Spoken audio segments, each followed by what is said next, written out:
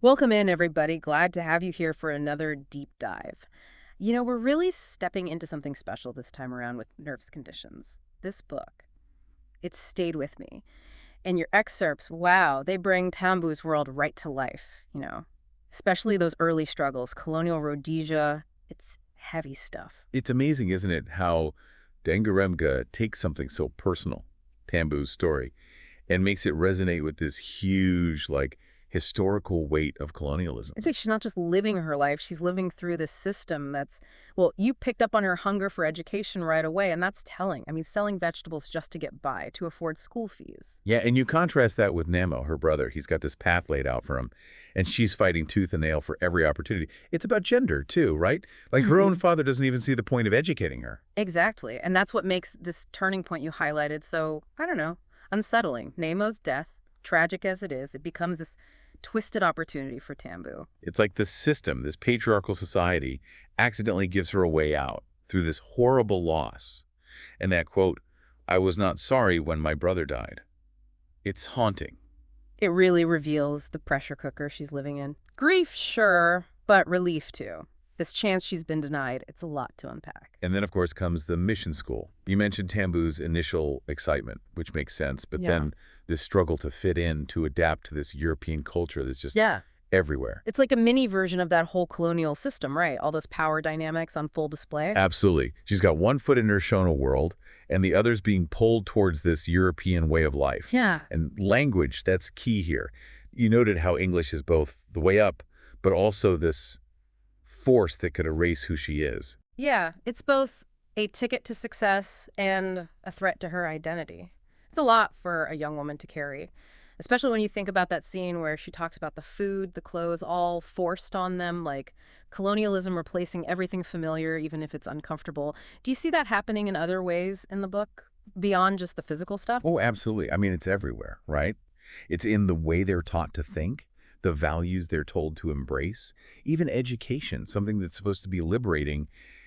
It's a tool for that same cultural imposition. Like that scene where Tambu talks about having to wear those European clothes. Exactly. It's all connected. And it's not just her either.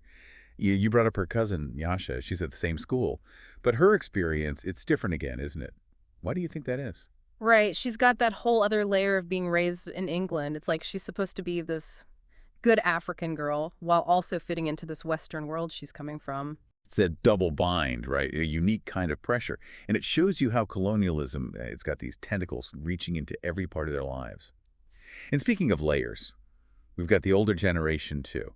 I'm thinking about your comparison of Tambu's mother back on the homestead and then my guru who's, Right. well, she's living this more modern life. What struck you about that contrast? It's like they represent these two different paths. Tambu's mother, she's tradition, she's bound by what's expected. Then there's my guru, educated, the headmaster's wife. She's playing by colonialism's rules, and she's succeeding, right? But But there's a but, isn't there? You picked up on that tension. It's like even when you win, you lose something. yeah, there's a price to pay. And it makes you wonder, what success even look like in this system? All the while, Tambu's watching, taking it in. What do you think she's learning from these two women in her life? It's like she's trying to figure out her own path, but the map is all ripped up. She sees my guru, and it's escape. It's freedom from the homestead.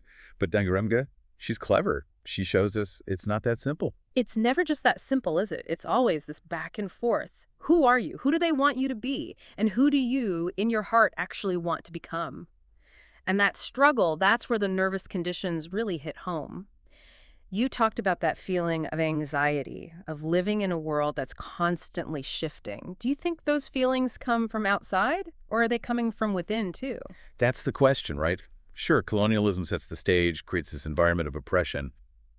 But it's what happens inside that's really fascinating to me. The self-doubt, the feeling like you're not good enough. That's what keeps those nervous conditions alive, wouldn't you say? Absolutely. And even language becomes part of that internal battle. That part you pointed out where Tambu talks about being forced to eat food that made them sick, wear clothes that choked them, and speak a language that twisted their tongues. It's powerful stuff. It's visceral, isn't it? Yeah. Like it's right to the heart of how brutal cultural assimilation can be. It's not just about changing your habits, it's about changing who you are at your core, your language, your connection to your ancestors. It's all under attack. It's like being told your way of life, your very essence, is wrong.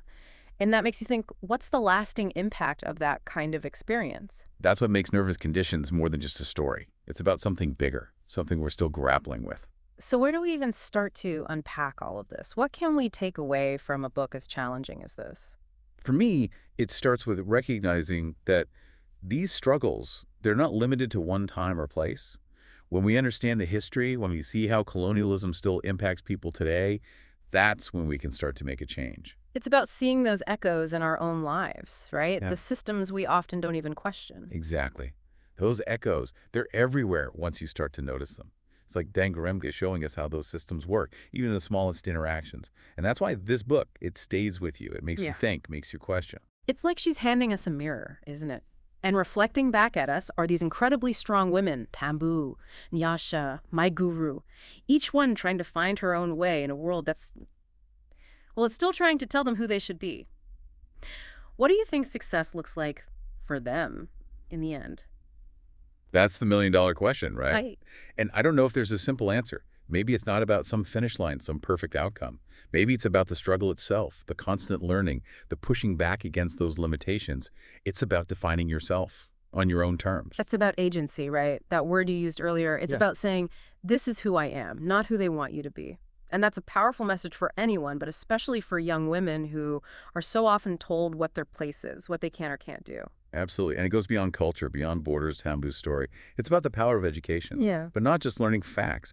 It's about using what you know to challenge the system, to break free. It's about finding your voice, even when it feels impossible. And, thinking back to what you said at the start about how Dangarembga connects the personal and the political, it makes you realize this isn't just a story about one girl, one place, one time. It's about all of us. It's about fighting for what's right, for equality, for a better world. And that fight, well, it doesn't really end, does it? It's ongoing. And books like this, they give us the fuel to keep going. They remind us why it matters. It's been amazing unpacking all of this with you, really. Thank you for lending your insights to this deep dive. It's given us a lot to think about. It's been my pleasure. And to everyone listening, thanks for joining us on this journey into nervous conditions. Keep those conversations going. Keep asking those tough questions. It's how we learn. It's how we grow. And ultimately, it's how we create change.